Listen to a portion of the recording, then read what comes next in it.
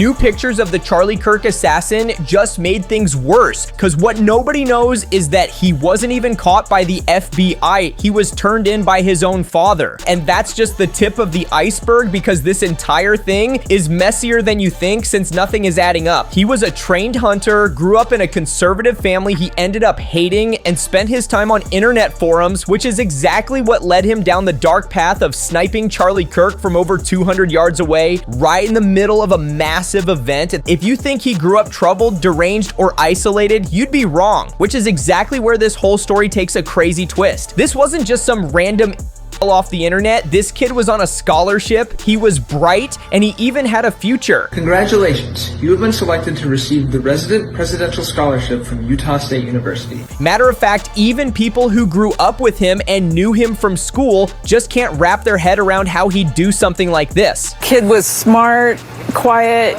he never caused any problems. Not to mention the crazy fact that just a few weeks ago, he was on vacation with his family and everything seemed super normal. So how on earth did this even happen? When people reconstructed the entire assassination, it became clear that something like this is impossible to pull off without experience. There were 3,000 people at the event, and Tyler from the top of a building 430 feet away, managing to hit an artery with a single.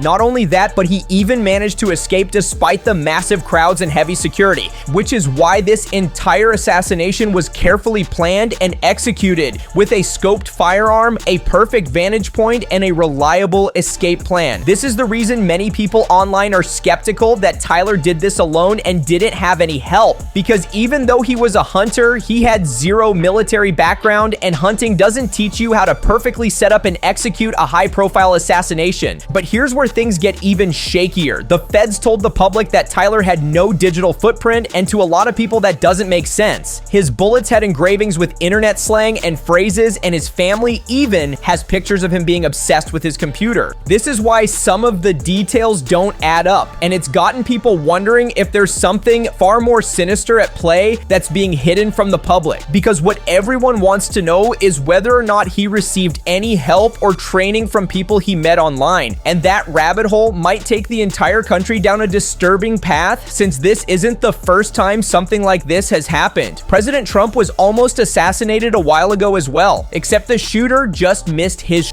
So what do you think? Did Tyler Robinson do all of this alone, or did he get extra help from accomplices?